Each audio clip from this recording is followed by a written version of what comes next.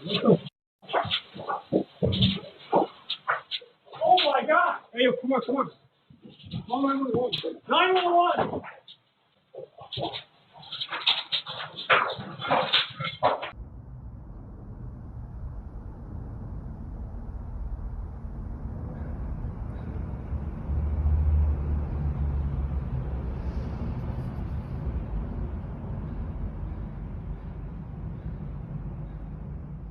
If you want to help wildfire survivors, this is probably one of the most important things that you need to know.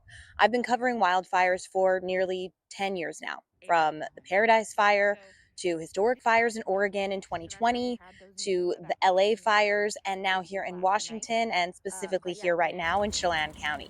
And there's something I've seen after every major fire. At some point, people stop needing piles of donated stuff. They need the flexibility to actually buy what they need. Here in Chelan County, some families are still recovering from fires that started more than a month ago. Some are still living in cars, tents, outbuildings as they try to rebuild and start over. But when you've been through an emergency, a devastating emergency, whether it's fire, wind, flood, or just a divorce, it's really hard to ask somebody for help. And it's not over tomorrow. It's not over in a week. It's not over in 2 weeks. It takes a long time to recover from that. That's why the Chelan Donation Center is asking people to hit pause on used clothing donations. Volunteers are overwhelmed trying to sort through it all. What they need, what I need, what everybody doing things like me need is cash and gift cards.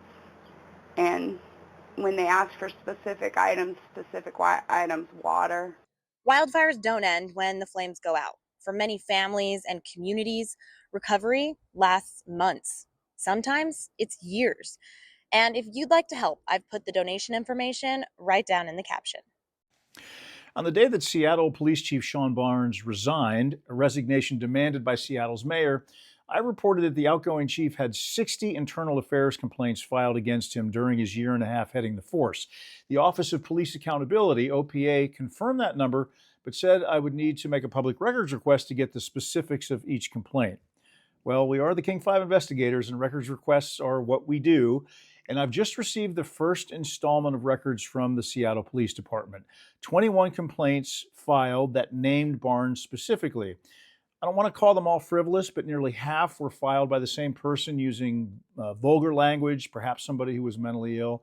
And most of the others came from another person complaining about issues that really don't directly relate to Barnes, like a complaint about the police department's manual. So this is about a third of the total cases. Again, there's 60 in all filed against Barnes. OPA stresses that anyone can file a complaint. There were 15 open cases still being investigated at the time of Barnes' resignation. I will let you know when I get more records. The Duwamish River Festival in South Park is making a comeback this year after they had to cancel last year due to ice activity in the area. Now, we all know that ice activity has actually been on the rise, and there's objectively more arrests happening in our area compared to this time last year. But organizers say they are planned and they are organized and they know exactly what they're doing this time around to keep people safe.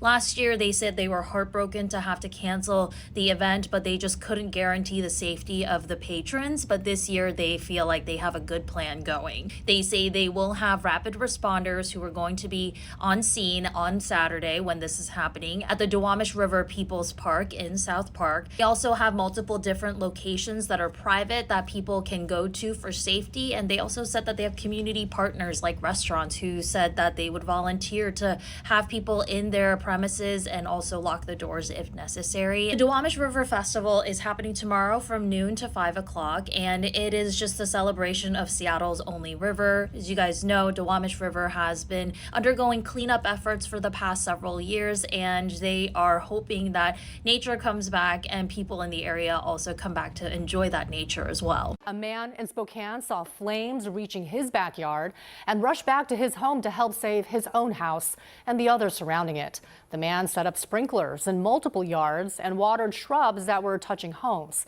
He ended up saving at least 10 homes along his street. He grew up on this block and eventually bought his own home there. So the fight was very personal. For several hours, it was just him against the flames. The flames were almost touching my neighbors' houses as I'm letting their chickens out, watering their back decks, and then setting up a sprinkler and then moving on to the next house to just try to make sure that it wouldn't spread. That was all we could do. Eventually, firefighters arrived and he stayed to work alongside them. He says without their help, many of those homes would be gone. Dude, I love the Pacific Northwest. Just, you know, I'm from Florida, so like I love the beach and things like that. But here you guys have water, you have mountains, you have hikes, trails. I love the weather out here. I don't know if I got spoiled from coming out here during the summertime, but like this is like hands down one of the best summers I've like had, just based off of the weather and stuff like that. I know they say the winter will like show your true colors or how you feel about Seattle, but I'm like a gloomy type of guy, so I like love like cloudy, overcast type of stuff. So I'm actually looking forward to that too, and like being able to see bald eagles and stuff like that. I saw like 2 bald eagles fighting over fish in my backyard, and I was just amazed, like in awe, just like watching 2 bald eagles like fight over fish in my backyard. I never seen that before. Happy National Root Beer Float Day. 2 great tastes that taste great together. A day to indulge and perhaps to pay tribute to the founder. But who exactly invented the root beer float? Most people credit Robert McKay Green of Philadelphia back in 1874. Legend says he ran out of sweet cream while he was serving sodas at a celebration, so he grabbed vanilla ice cream instead. The accidental combination, such a hit, he later called himself the inventor of the ice cream soda and even wanted that engraved on his tombstone.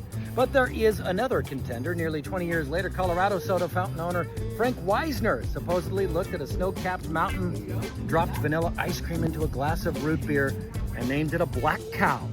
Many people say that was the birth of the root beer float that we still enjoy today. So who invented the root beer float? Sort of depends on which story you believe, but 150 years later, we're all winning.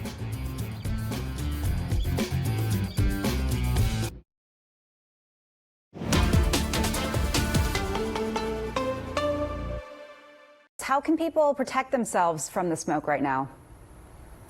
If you have to spend time outdoors, first of all, when you get in your car, put it on recirculate mode so that you're not bringing in the polluted air in your car. Secondly, wear a mask. And the best and most effective mask is an N95 mask. A cloth mask will do you no good with wildfire smoke. Those small particles can pass right through.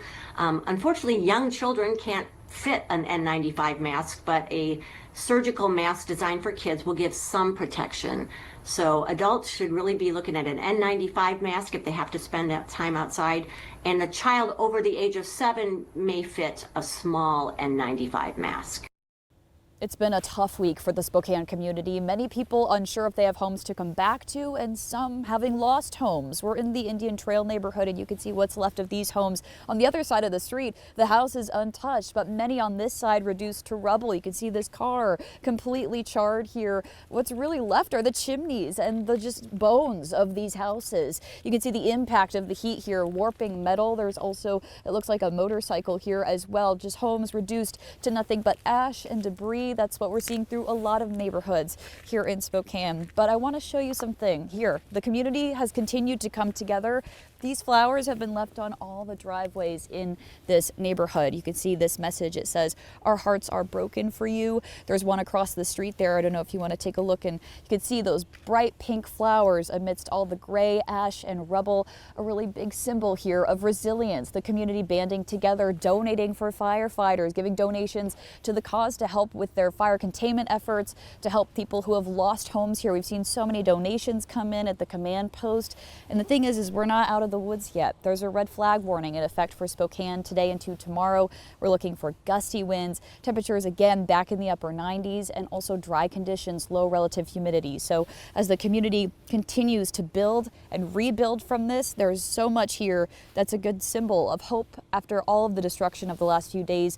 The community here in Spokane has been incredible, a lot of resilience, and so this path forward might be hard for people here, but you can see just in the ways that people are showing up for each other that it is not unnoticed, and there's a lot of support here for those who have lost homes and lost properties and just lost anything here in these fires. Reporting in Spokane, Savannah Welch, King 5 News.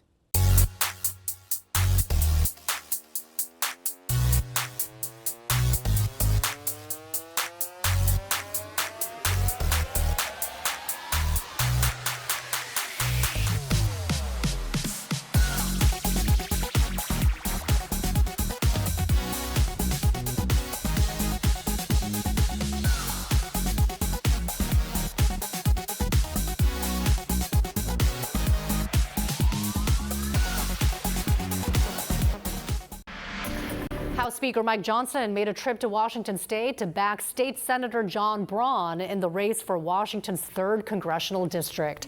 Yesterday's appearance was Johnson's first in Vancouver and part of the Republicans' push to oust Democrat Marie Gluesenkamp-Perez and flip the district back to red. It is one of the most watched races in the country as both sides vie for a closely divided House ahead of the November midterms. Listen, you are in the 3rd district of Washington. Why is that so important? Because this district is going to help us decide the fate of the republic. Both Braun and Gluesenkamp-Perez are advancing to the general election after they secure nearly the same percentage of votes in Tuesday's primary. People come from all over the country to cat shows. I've never been to a cat show, so what am I going to expect? What you're going to expect is we have about 100 cats, and you can just come in. All the cats will be benched, so they'll be in separate cages. You can talk to the breeders, talk to the owners, and then we'll have 4 judges. And so each judge will judge every single cat in the room. There's 4 different divisions. There's kittens, championship for unaltered cats, and then premiership for cats that have been spayed and neuters like these. And then we have my favorite division, which is household pet for the unregistered cats. But the judges bring the cats out and then award the top 10. But the highlight, Kelly, is at noon. We have a cat costume contest. And so they decorate in costumes, and it's a cash prize. And I'm not even telling people what my costume is because it's highly competitive amongst the exhibitors. Okay, I have an idea for What's you, that? Okay. and it's for them to be Jimothy. Some residents here in Spokane are waking up wondering when they can go home or if they even have a home to return to. We're in the northwest portion where many homes look like this. You might have seen these visuals and photos of houses completely destroyed. But then take a look, a couple of feet away, this house is totally fine. These homes too in this cul-de-sac on this one side here, all untouched by the fires, whereas this side has all been leveled. So a lot of people are wondering why one street might be able to go home while another might still be under level 3 evacuations. Well, that comes down to several things that wildfire crews are looking at here. You have the fire path and behavior. You also have the terrain here. Spokane is very hilly. You could even see that here. This house was on a hillside, and all of these homes down here also all leveled from the fires. These rolling hills can help push a fire uphill, and winds can carry embers way ahead of the main fire. Also, heat from the fire dries out vegetation ahead of the flames, and that makes it easier for the fire to spread. That's why one area can see homes destroyed while another nearby is still standing. It's also why evacuation levels can look very different a few blocks apart. And even after a fire rolls through a neighborhood, this is all still fuel for fires. This can still spark a fire, cause new embers to ignite. And here in Spokane, we're entering another period of critical fire weather today through the weekend, with higher temperatures back in the 90s, low relative humidity, and then gusty winds as well that are expected to increase as we head into Friday and Saturday.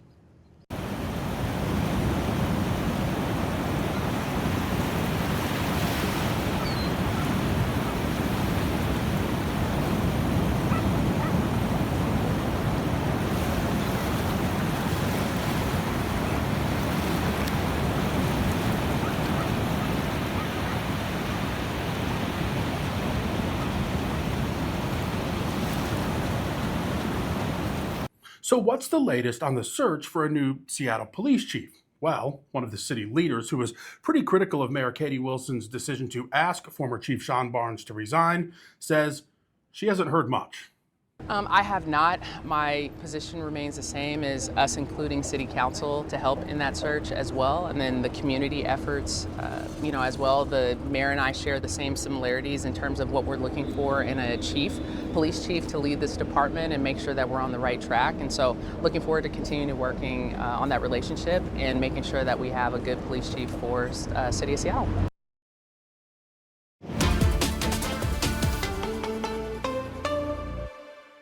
The University of Washington Center for Human Rights confirms that in the past year, there have been at least 90 immigration-related arrests that resulted from federal agents searching data from the Washington Department of Licensing.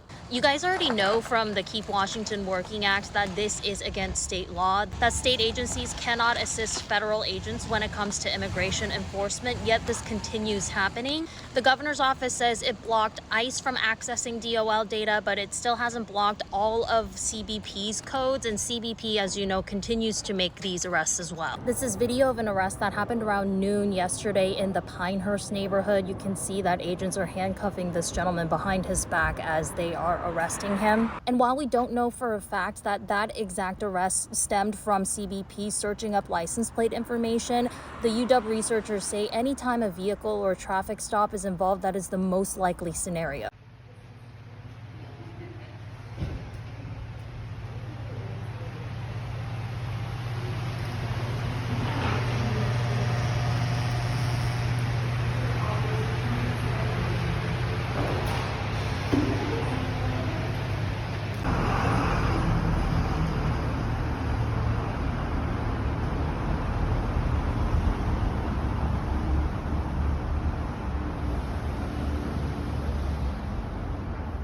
And in Port Orchard, an arsonist was caught in the act using a torch to set a home on fire. Video here of the man pulling up in a golf cart on Tuesday with a dog in the passenger seat. He appears to use a propane torch to set the garage on fire, then back up and drive away. But the homeowner was inside when this happened. A neighbor who witnessed the fire flagged down a state trooper who then located the 47-year-old suspect. The homeowner told investigators they don't know the suspect and don't know why he did this. Washington State Auditor Pat McCarthy is calling the conduct of former commissioners at a Mason County fire district disgraceful. In a new fraud report, her auditors found long-term mismanagement and misappropriation by staff and commissioners of Fire District 12 in Mason County. Those commissioners were replaced in 2024, but not before they stole nearly $150,000 taxpayer dollars, according to this new audit.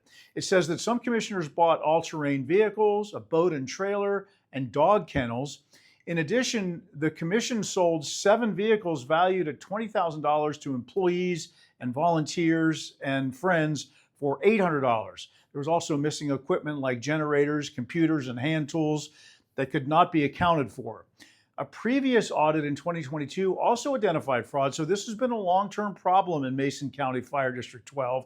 The state auditor says she's hopeful that with a new slate of commissioners and staff, the taxpayers of Fire District 12 will be better served.